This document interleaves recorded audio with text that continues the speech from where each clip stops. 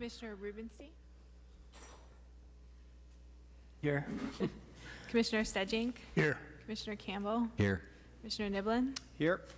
Commissioner Gordon, Here. Commissioner Clifford, Present. Mr. Kraske. Great. So we'll move then to the salute to the flag, and I'll ask Commissioner Rubenstein as his first official act to go ahead and lead us. Oh, thank you.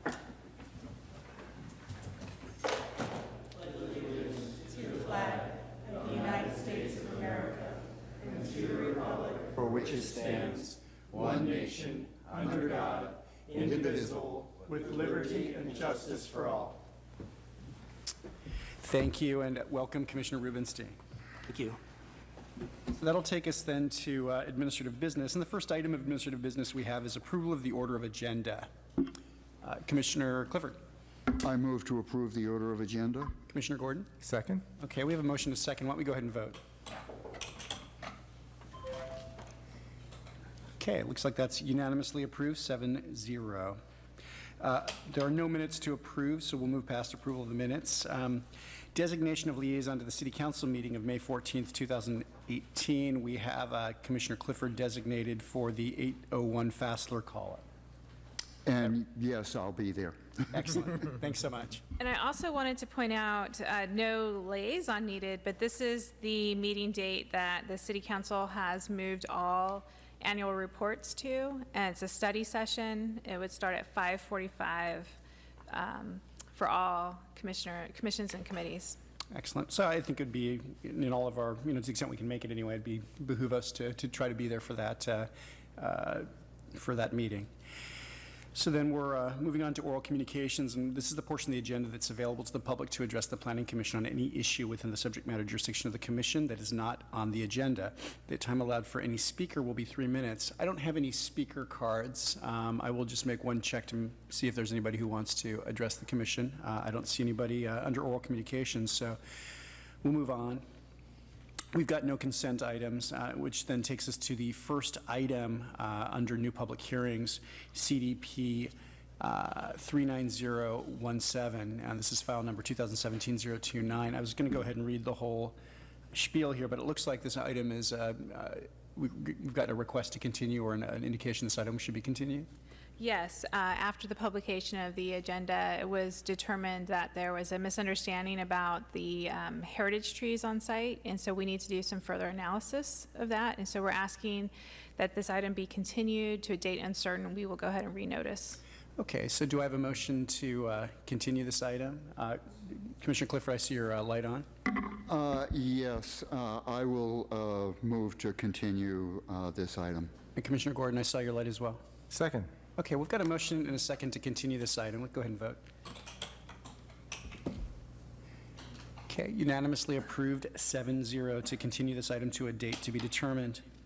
Excellent. Well, that takes us then to the second item under new public hearings, and this is text amendment TA 11118, which is to add Article 49 to Chapter 4 of Title 9 to the Pacifica Municipal Code relating to short-term rentals. And the recommended CEQA action on this is that it's an exempt the matter is exempt pursuant to CEQA Guidelines Section 15061B3, and the recommended action is to adopt the resolution recommending the City Council adopt the proposed ordinance. Maybe we could have a staff report. Sure. Thank you. The item before you is consideration of an ordinance regarding short-term rentals and recommendation to the City Council. With me this evening is Assistant City Manager Lorenzo Hines, who will oversee the administration of the program if it is adopted by Council. He's in the back there and available for questions. For some background on this item, the City Council included preparation of land use requirements to manage short-term rentals and to collect TOT tax, it's transit occupancy tax, in their work plan for this fiscal year. In August, the City Council held a study session regarding short-term rentals and discussed a number of different approaches to regulation. Given the difficulty in finding and tracking short-term rentals, there's little quantitative data available for Pacifica specifically. So prior to adopting detailed regulations, the City Council was interested in gathering data for the city with assistance of consultants that specialize in locating short-term rentals and providing assistance with implementing local regulations. While staff is gathering this data, City Council also directed that short-term rentals should be paying TOT tax due to the city. In order to collect this tax, the zoning ordinance needs to be amended to address short-term rentals. Otherwise, under the city's permissive zoning ordinance, uses not specified or listed are prohibited. So there would be a conflict between issuing business license and collecting tax and the zoning ordinance. So the proposed ordinance permits short-term rentals in residential districts, but clarifies that it does not establish any vested land use right, and that short-term rentals may be subject to further regulation in the future. The ordinance requires that individuals operating short-term rentals obtain a permit, comply with operating requirements, obtain a business license, and pay all applicable TOT tax. The ordinance also prohibits rental of any vehicle, trailer, tent, or storage shed or garage, as the renting of camping spaces is more and more frequently showing up on Airbnb sites and similar. So the proposed ordinance is also consistent with Coastal Commission position on short-term rentals, and their memo on the topic was attached to the staff report. So with that, it's recommended that the Planning Commission adopt the resolution initiating the text amendment regarding short-term rentals and recommending approval to the City Council. Thank you. So I think what I'll do is I'll ask if members of the commission have any comments or questions regarding the staff report. Then, to the extent that there's anybody in the public who wants to speak to the item, I'll go ahead and make that opportunity available. Then we'll go ahead and bring the matter back for more further conversation above and beyond just clarifying points at this juncture. So, Commissioner Clifford, it looks like your light is on. Yes, I'm wondering, is there any actual teeth in the ordinance in terms of enforcing people to register as an Airbnb? So it does require that all short-term rentals do register. They get a permit via getting the permit. And so if you don't get the permit, you're in violation of the zoning ordinance.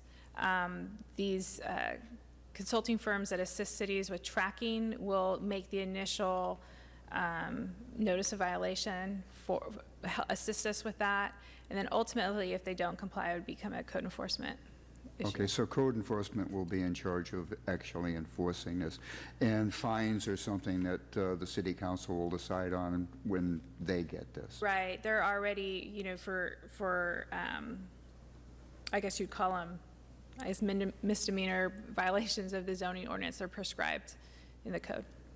Okay, thank you very much. Commissioner Gordon, did you have a question or comment? I did. Thanks for your helpful presentation. Question for you. I saw that I was reading the Coastal Commission's sort of outline / recommendations, and I noticed on page 2 of their letter, which is packet page 50, there was about 1, 2, 3, 4, 5, 6, 7, 8. They listed about 9 bullet points of provisions that they found helpful for when cities were crafting their own ordinances. And I see that, the TOT is on there, and it's also in our ordinance. And I'm just wondering, are there any others that are of their recommended provisions that were incorporated into our ordinance, and or is that it? That is it. That is not to say that once we get more data, that some of these, and possibly even others that are deemed appropriate, wouldn't be incorporated into the future. Yeah, so because I did get that sense that the purpose of this particular ordinance at this time is kind of, it's almost like we need more data, we're not ready to do the full regulation, so this is kind of a holding ordinance in order for us to move forward and gather some data. It's almost like a sort of a stopgap, place marker sort of thing. Is that right? Yes, and I think a lot of communities having or seeing a tremendous impact, and there's a wide variety of regulations that could apply, that we could spend a lot of time on. But anecdotally, because we are not tracking these, going through code enforcement as well as the police department, we're not getting a lot of complaints that are specifically, hey, I know this is a short-term rental and this is what's happening in my neighborhood. Right. And so before we kind of, spend a tremendous amount of staff time on that, we need to get some data to support some regulations that could be appropriate for the city. I'm sorry, just, I mean, I did, just by virtue of reading the Tribune over the past couple of years, I know that there was a big dust-up in the Pedro Point area neighborhood with a short-term rental that had lots of parties and yada, yada, yada. There was a lawsuit, and it got really ugly. So I know that it's a potential issue, and that Sure. there's concerns involved.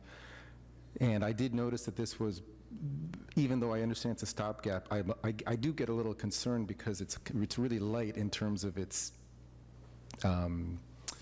teeth or lack thereof. It's kind of gummy a little bit. Well, I think to that extent, one of the things I was just curious about, and maybe I just missed it because I was reading too fast, is there a renewal requirement? I know that there's a reapplication process for folks who've had their permits revoked, but I was curious about kind of thoughts about, to your point, maybe a term for initial issuance of permits such that if the permit requirements are in the future evolved, we don't have arguments about our ability, at least at some point, to impose additional requirements on permits, including those who maybe already hold a permit. Right. Yes, there is. I need to find it, but perhaps Excellent. Okay. the assistant city manager can. Good evening. Lorenzo Hines, Assistant City Manager. Oh, here it is. It's a term. Sorry, I heard some voices. Regarding the short-term rental permits, we will craft that particular regulation to ensure that as many people comply with obtaining this permit as possible. There will be teeth built into the requirement. We are currently working and researching with various consulting firms who are bringing to us sort of best practices. And at some point, we're going to settle on one of those firms, and they will either do the compliance directly, or they will be in the background to give us the information so we can do the compliance. But we're right now trying to decide what's the best option from a cost-benefit standpoint we should go. Well, I just note to that extent, I know the County of San Mateo, owing to some work actually I was doing with one of the commissioner's spouses who works with me in the county counsel's office. We've got someone under contract to perhaps you'll be able to get a volume discount working with somebody who's already got some, doing work in the county. Commissioner Stedgy? Yeah, I noticed in the staff report that we hadn't contacted any of the major players here. Santa Clara, Palo Alto, Oakland, San Francisco all have voluntary collection agreements with the top two market share players. Have we considered that just as a way to expedite the process and cut some costs and time out of the deal? Yes, we have and intend to contact them directly. We're also a part of 21 Elements, and one of the projects that they're doing for the county is trying to tip. They may be changing, but in the past, Airbnb, VRBO, they've only made those agreements with the really big cities. And so what we're trying to do with 21 Elements is get us all together into one group, and perhaps if all of the cities are negotiating with them, that perhaps they'll come around. And part of the pitch would be, you don't have to kind of do agreements with each and every city, which might be onerous to them, but we're approaching you as one county representing all of the cities there. I noticed there's not a financial argument or fiscal argument here. I read the 2015 21 Elements report there. It looked like they had an average of 108 days rental at an average of $83 per unit on there, which is about $9,000. Is that consistent with what we would expect for each unit to generate in total revenues in Pacifica? I don't know if we can come up with an estimate right now. That's why you don't see numbers in this report. Pacifica's rental market is unique unto itself. and so we would need some outside help in actually tabulating what the estimated revenues would be. But we know the market is there. Has 21 Elements broken that down by city at all? I know they've got an average for the whole county. I don't know. Thank you. And through the chair, to a question you had earlier, packet page 47, proposed ordinance section 9-4.4906 is revocation and enforcement. Oh, you were right. It's here on page 46. I mean, I see the permit term. It looks like it's a 1-year, permit. So I might submit that 1 year's probably, once things are up and actually fully established, 1 year might be a little short going forward, but I certainly see this is exactly what I had in mind. So thanks for pointing it out. I think then we'll go ahead and, at this juncture, see if there's anybody from the public who wants to speak to this item. And it looks like we do have somebody. If you could just state your name for the record and then... Jamie Monazon, CEO of the Pacifica Chamber of Commerce, and I'm here on behalf of the hotel bid. We've done some of our own research on Airbnb, and I'm more than happy to volunteer my time to help assist in that effort at any point to gather information for Airbnb. It's really important that we cover this and that this TOT tax gets collected. One of the things I want to point out first is over the last 5 years, the Pacifica Hotel Business Improvement District has spent over $360,000 advertising visiting Pacifica. And those Airbnb people are definitely benefiting from that. And the hotels are losing. So just with that in mind, we're very much in support of this getting passed. So, as I said, the bid has hired the same PR person that handles the Hilton hotels in San Francisco, Alcatraz, very prestigious companies out there that are seeking travelers. She's done a phenomenal job. The hotels have been dramatically declining in the last several years for occupancy due to the increase of Airbnb properties in Pacifica. I was able to determine that there were 335 Airbnbs available in Pacifica, homes or rooms. They are averaging about $145 per night. That's either a room or a whole house. A whole house is $230 and $84 per night for a room. Obviously, the hotels can't compete with that. The economic impact of the pricing is putting our businesses in a very tough position. This affects our local economy by way of jobs, community support, price increases on food and lodging, and the lack of city revenue, of course, and much more. With the very low prices of Airbnb, as I mentioned, the hotels can't compete, and we'd like the Airbnbs to pay a TOT tax and become members of the bid if it's possible, so that they can also be contributing to the advertisement that's going on.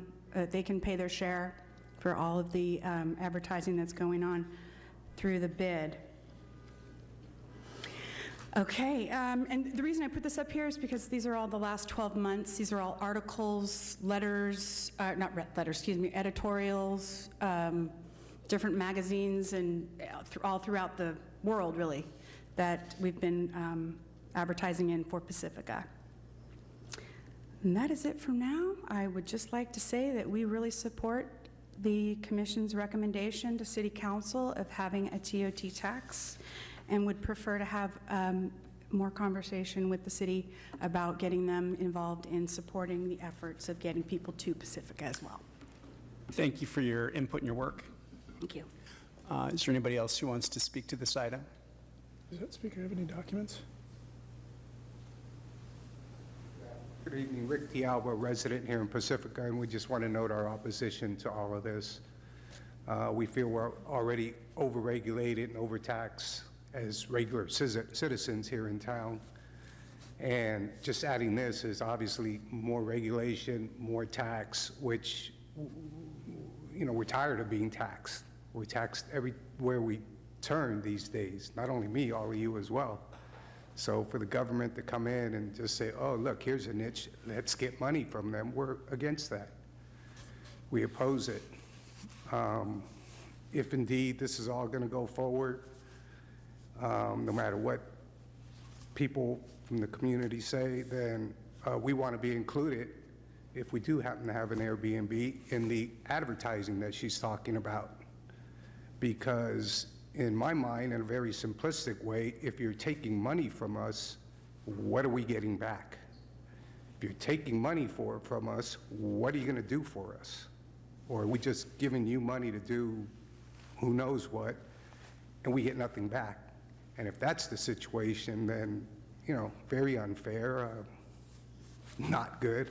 Who operates in that fashion in our society? Here, I'll give you this money, and you do nothing back for me. So if you're going to be taking the money, I hope you can then do something back for us and at least put us in the advertising. Thank you, sir. All right, well, I don't know that I see any other speakers. So with that, I think then we'll go ahead and just bring the matter back to the commission, and I guess I'll entertain any comments or input or questions. Commissioner Stedging.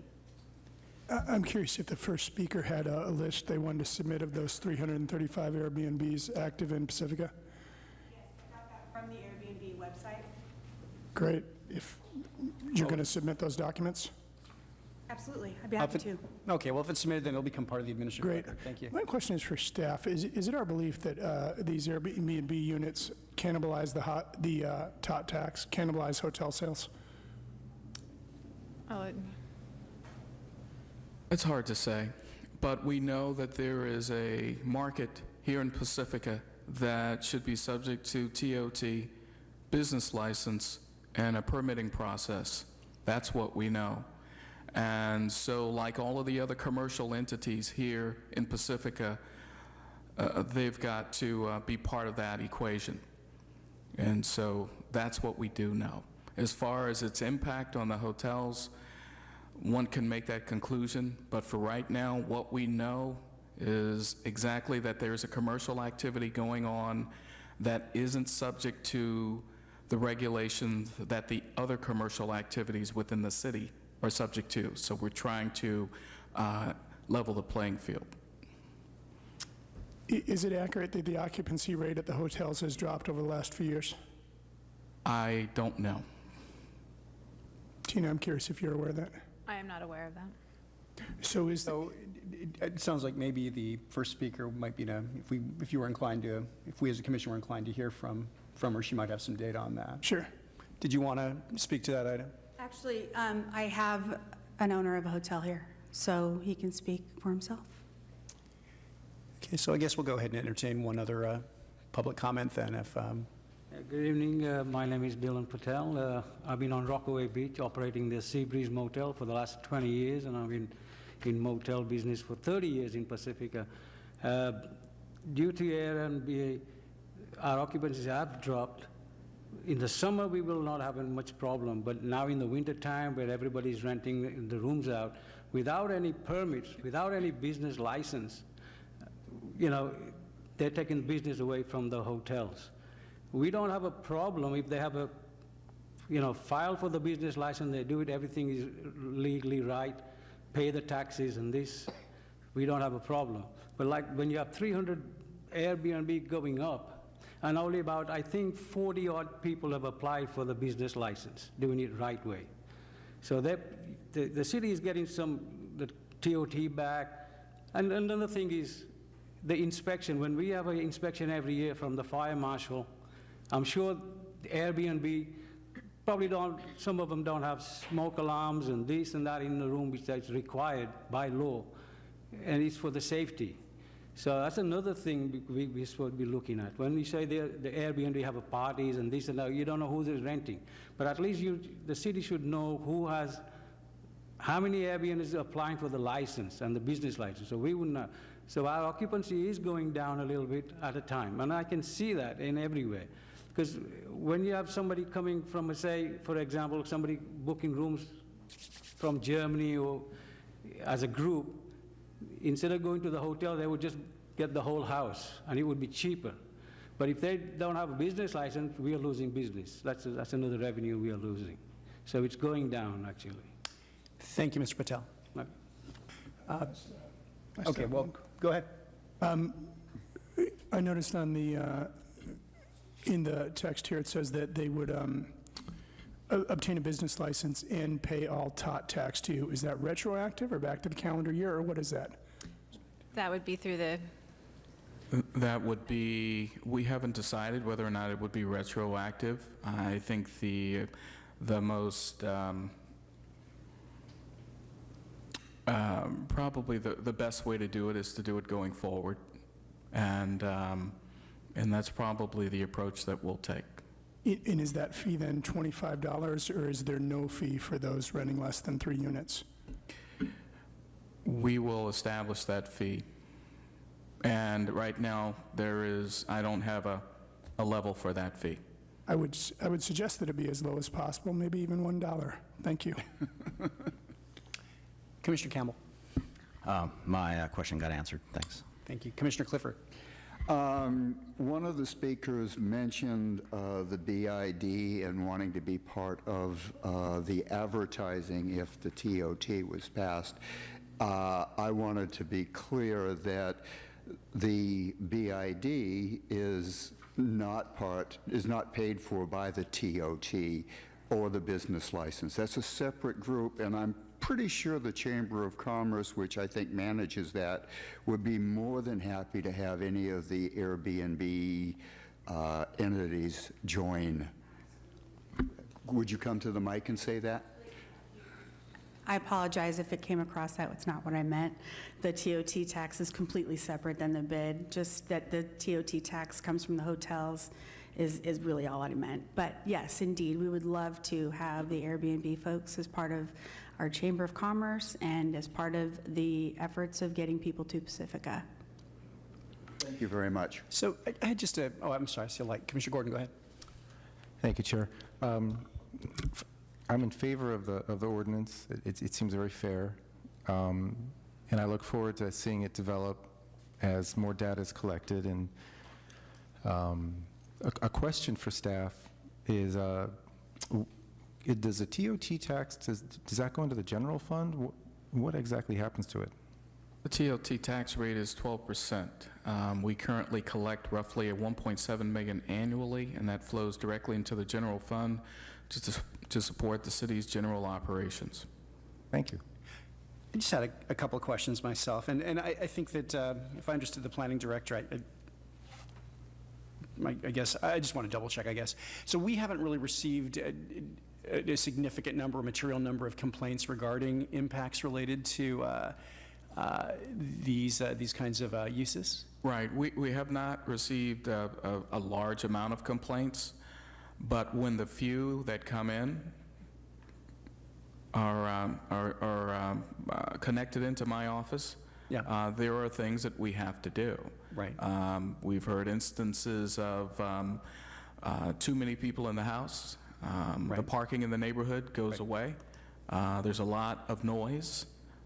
There's a lot of people driving. Right. So it may not be overly quantifiable at this time, Right. but even a small number of complaints warrants a call to planning or a call to the PD to find some solution for the homeowner. So there are some cost impacts ultimately that flow to the city and to city staff and to city resources in terms of dealing with this use, which may be, at the end of the day, a perfectly fine use, but one that does create some impacts that ought to be mitigated. Mm-hmm. And a couple things you said that, got me to thinking about some things we did when we were looking at this for the unincorporated county, including sort of limits on occupancy. For example, limiting the number of folk who can actually stay in a house based on the size of the house. Concerns about off-street parking, which you were just referring to, recognizing that some folks in the community find it off-putting to not be able to find parking when they're coming home from work and things like that. And I'm assuming that as you all are moving forward in your work and all this, these are the kinds of things that'll be integrated into. Those are the kinds of behaviors that we want to make sure that the folks who obtain a short-term rental permit that understand that we have noise ordinances, we have nuisance ordinances, there are health and safety requirements for them and their dwelling, and we just want to make sure that that's clear. Excellent. Okay, well, gentlemen, I don't see any more lights. If there are no more comments, I'm prepared to entertain a motion if somebody wants to make one. Commissioner Gordon? Yes, sure, I'll make a motion. If that's okay. Let's see.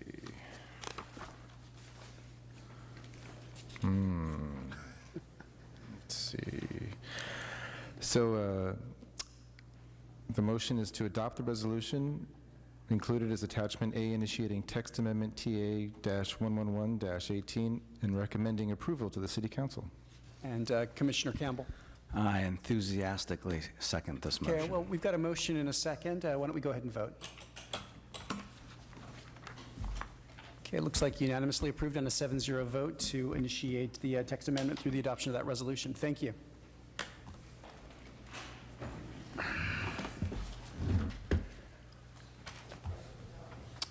Okay, so that'll take us then to consideration item, our consideration items. Item number 3 is annual reorganization of the Planning Commission. The recommended CEQA action, there isn't any, but the motion is to elect a chair and a vice chair. And why don't we go ahead then and I'll let you, or I guess I can take it from here. So at this juncture, we can either do this by way of one motion for both a chair and a vice chair, or individually. I would suggest maybe individually is probably a little wieldier, if that's what if people would agree to that. And at this juncture, I guess what I would do is entertain any motions that we may have for a chair of the Planning Commission. I see Commissioner Gordon's light. Thank you, Chair. So we've had a lot of turnover on the commission, and what used to happen was that we used to have a lot of, folks who had been on for 8, 7, 6, 5 years, and we used to go in order of seniority so that the people who were sort of newer to the dais had a chance to see how things worked, and we went that way, and we've had a lot of sort of tumult. I'll just throw this out there.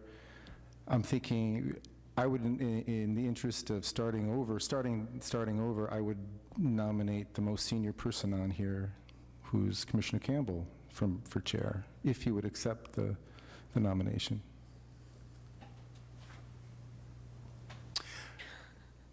I would be prepared to second that. And actually, maybe I'll go back on what I was saying before. I think that Commissioner Clifford was the other person who I was thinking I might like to see as chair, not because anybody else is lacking in qualifications. I think everybody is quite capable of serving, but Commissioner Clifford would have been my thought. I would like to nominate him for vice chair. Or maybe that I would support a motion that was framed that way.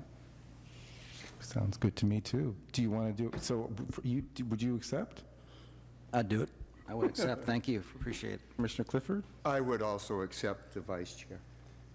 So maybe maybe I'll make a motion? I would, well, that was my friendly amendment to your motion. If you're willing to make a motion. So I'll move, I'll make a motion for Commissioner Clifford, Commissioner Campbell as chair and Commissioner Clifford as vice chair. I'll second that. So we've got a motion and a second. Can we go ahead and vote then? It's unanimously approved. Congratulations, gentlemen. Excellent. Thank you. But I'm going to retain the chair for the rest of the meeting, if that's okay. Good. Which takes us then to commission communications. Are there any commission communications? Commissioner Stedging. Or was that a leftover light? That was a leftover light, but I'm going to take advantage of it anyway. What's the status of the recreational marijuana and manufacturing permits? The use permits are due on this Friday, and so far we have received 2. There's a potential of receiving a total of 22. That's the number that's on the qualified list from the police chief, but thus far we have received 2 use permit applications. Are they from the same individual? Same individual, different locations, yes. So essentially, only one individual has currently applied as of this moment. I've received an email, and it looks like they CC'd everybody from a gentleman interested in the heritage trees on there. And I'm curious, do we keep track of heritage trees that we cut down? That the city cuts down, or that receive a permit? Yeah. Yeah, heritage trees do receive a permit to be removed, and those are processed through the Public Works Department. We have an arborist on staff. And that we total them up or something, I make an annual report or something, or is there any record, like if that individual wanted to go see how many heritage trees were cut down last year, is there a way to do that? There should be a record of that, yes. And it's my understanding that eucalyptus trees are dead men walking. There is no protection for them short of a city council proclamation. Right, they're not considered heritage trees. However, we do have an anti-logging ordinance, which is, I believe, is 20 trees no matter what the species. So they would be protected in that case if there was somebody who wanted to remove a lot of trees at once. Or not necessarily protected, but they would require review of the request. Thank you. Commissioner Campbell. Actually, my question got asked. Thank you. Thank you. Commissioner Clifford. I did attend the Library Advisory Committee meeting, and again, things are moving forward. We're now planning outreach to allow the public to know that we have heard what the public said with their vote, and we intend to keep the Sanchez Library and build a new library at the Sharp Park Library existing library site, if the voters, of course, approve that. But we are beginning outreach. I have already contacted the Chamber of Commerce, and we'll be doing a PowerPoint there. Fantastic. Thanks for your service on that committee. I think it sounds like some great stuff's getting done there. I attended the City Council meeting last Monday, and the City Council sustained or denied the appeal on our, gosh, I'm forgetting the address of the... 674 Corona. Thank you, 674 Corona project. And there were some concerns expressed. I'll just share that about sort of the relative brevity. I think, as you'll recall, you may not recall actually, but there was a very long proceeding that came before that particular project. And I'm thinking that the matter seems somewhat truncated to the applicant relative to what came before. But in any event, the City Council denied the appeal. That's what I've got. That takes us then to staff communications. I just had one item to update you on. I thought you all would be interested to know that we received a fairly large new hotel application, and it's on Oceana. It's the site that's just north of the Pavilion of Flowers. Oh, yeah. And it's for 2 hotels on the site. So one is a traditional 30 days and less hotel, and the other one's an extended stay hotel. Or maybe they can't be more than 30 days. Anyways, one's a traditional hotel and one's an extended stay. It's a total between the 2 of 194 rooms. Phase 1 hotel is 108, and the second one is 86 rooms. So we just got it. We're in the very beginning of processing. I can't even tell you if that's that's a number of rooms that the site can accommodate, but that's what has been submitted. So too early to have a sense of kind of the level of hotel they're talking about in terms of diamonds or however they classify these things? I believe it's within the Hilton brand. Okay. Thank you. And I see that we've got the May 14th, as we talked about earlier, the May 14th, 2018 Planning Commission Annual Report. Right. Excellent. Well, that looks like what we've got on the agenda, so at this point, if there's a motion to adjourn, I'd entertain it. Commissioner Clifford? I move to adjourn. Commissioner Stedjing? A second. Okay, motion is second.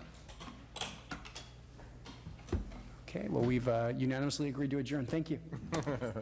Should let you do that adjournment. I know. Thank you for I was hoping he wasn't going to go with the new guy and gets the chair. Yeah, thank you. Exactly. I feel bad. It's, I have no doubt you could handle it if you watch 2 or 3 in the That's the one thing rearview mirror, but it's. You know how much I love to...